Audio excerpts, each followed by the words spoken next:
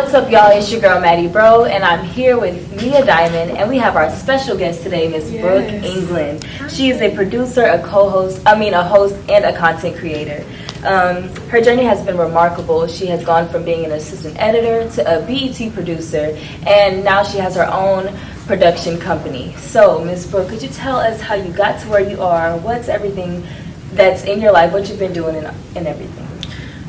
Well, we don't have enough time exactly to go all the way to go through the full journey, but my journey started here at FAMU in the School of Journalism, broadcast journalism to be exact, and I did everything here. I had a column in the FAMU and they came out every Friday. I had my show on 90.5 every Thursday from 7 to 10. I had 2 TV shows on FAMU TV 20. I did everything, and that really prepared me to go into the workforce because the work ethic was already there. I was prepared to outwork people. I was prepared to get my food, you know what I'm saying, or eat someone else's, like, period.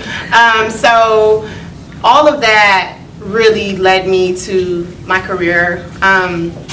I learned how to edit at FAMU, and that's really what opened all the doors for me. My first internships, that's what led me to the assistant editor position at BET, although I didn't want to edit, you know, but it was a way in the door, and I took it, and I never lost sight of what I really wanted to do, although sometimes it's hard, you know. I was like at least in the editor position for about 2 years, I would say, but I constantly found ways to pivot.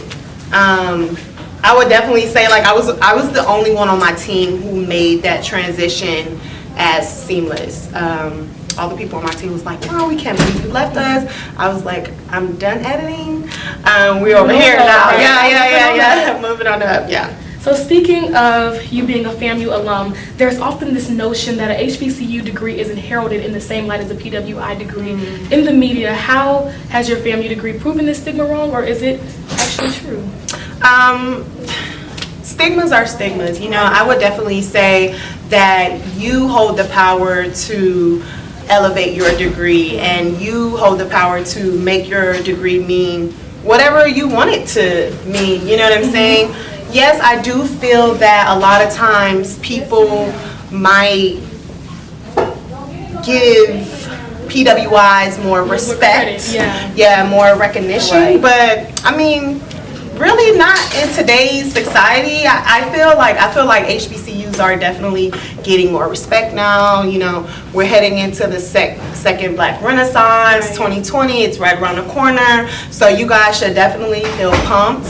You should feel special that you go to a HBCU, because right now it's lit. You know, it's definitely lit to be Black. It's lit to be at a HBCU. So I think that while a lot of people did used to feel that way, I think if anyone feels that way now that a PWI holds more weight, they're just behind the time. You don't want to talk to them. Right. Yeah, you don't want to talk to them anyway. Yeah. Right. So I read that you moved to New York in, was it 2009, with only $800 in your pocket. So what were the steps that you took to get to where you are now as BET producer? Well, I'm no longer a BET producer, but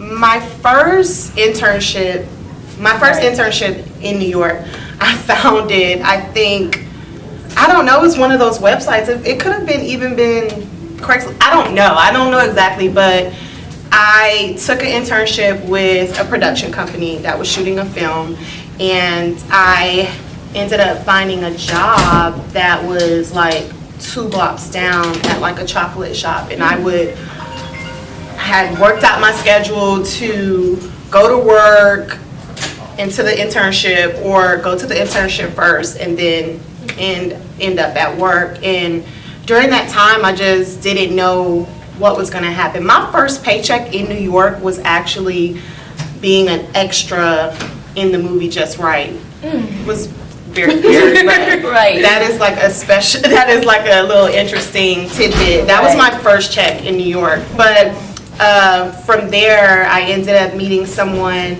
that took me to an office that ended up being this creative house where Dame Dash was, and he had these companies, and they offered me an internship, and they were like, you know, come back tomorrow.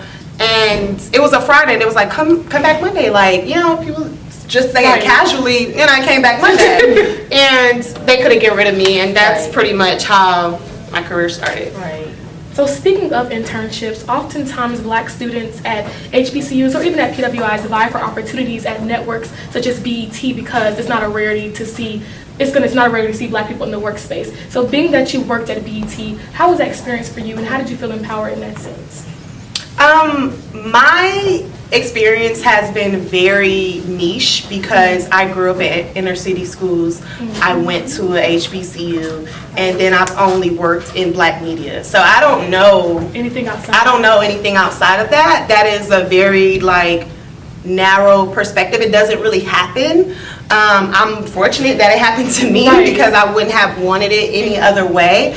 But it's so nice to be around Black professionals every day. Who doesn't want that? You know, I remember, I don't know if he still teaches here, Professor Proctor, Bill Proctor, is he still? He does. He does?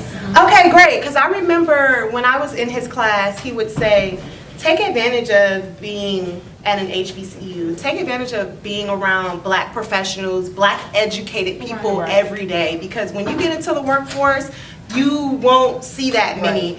And fortunately for me, that was true, but as I got older, I was like, oh wow, like I love coming to work and seeing like dope Black people doing all kinds of positions and just killing it, because most people don't know that many Black people that are professionals, you know, in their workforce and just killing it. So Right. So considering like everything that you do, how would you describe a full day at work, from meetings to tasks that you do, any of the demands that you have?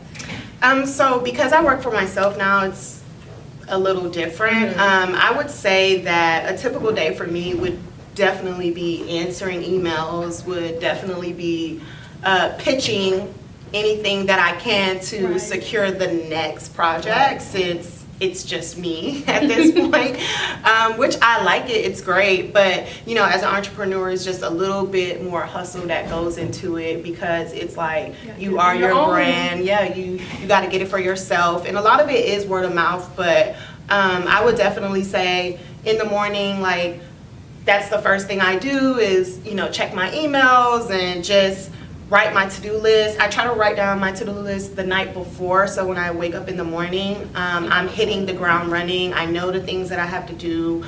I may add things to it. I may, you know, especially those things that I didn't get to the day before, I'll let that roll over into the list for today. But that's pretty much what it is. It's a lot of meetings. It's a lot of lunch meetings. Everyone wants to meet for lunch. I can definitely meet for you if you're putting in a corporate card.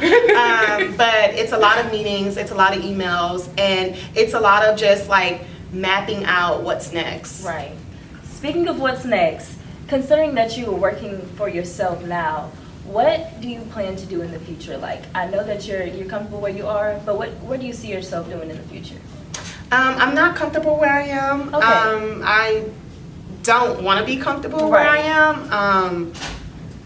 I would say it's to continue to grow my production company. I'm acting now, so I plan on booking a TV show 2020. You know, you guys got that on tape, so when it happens, y'all roll it out, right? Because we manifesting it right now. That's what my plans are. So is just, I wrote a short film, so I want to get that off the ground. I want to shoot that. I have a series that I'm writing right now, so it's like I just plan on, you know, really digging into my creativity and those things that I've been putting off, you know, when I was working a full-time job, to just really like get those things out, get those things going, so that people can really see what my production company will showcase, because the work that I did at BET is going to be different from the work that I produce for myself. So before we close, graduation season is around the corner. As an SJGC alum, what are your words of wisdom to the upcoming graduates? My advice, my advice to the upcoming graduates would be to definitely try to brand yourself as much as possible, whether that would be a website, a blog. Definitely take advantage of your Instagram and posting your work, posting the things that you have interest in, and just like really being conscious of the brand that you want to put out there. I know a lot of people utilize LinkedIn for jobs that they want to work, and I definitely do. Yeah, right. So I know a lot of people do that. It hasn't worked for me, but I know a lot of people that it works for, so do it. I would definitely say the most important thing that you can do as a graduate is to really massage your relationships. Like, who have you met that might be in a position to help you, or might be in a position to pass your resume along? And definitely never take it personal if they don't respond to you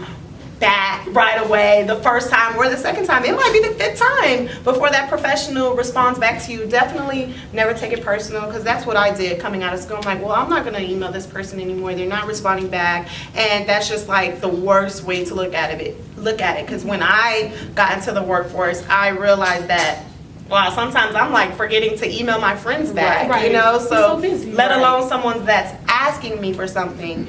And that's another tip that I would say: don't ask.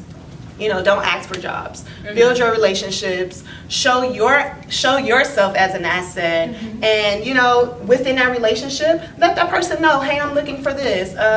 I applied to this. Let me know. I saw that you had a connection. After you have the relationship, they'll definitely want to help you more. Well, thank you so much for coming back and talking to us today. And thank you all for tuning in. We hope that you all enjoyed us with Miss Brook England. Hope you enjoyed.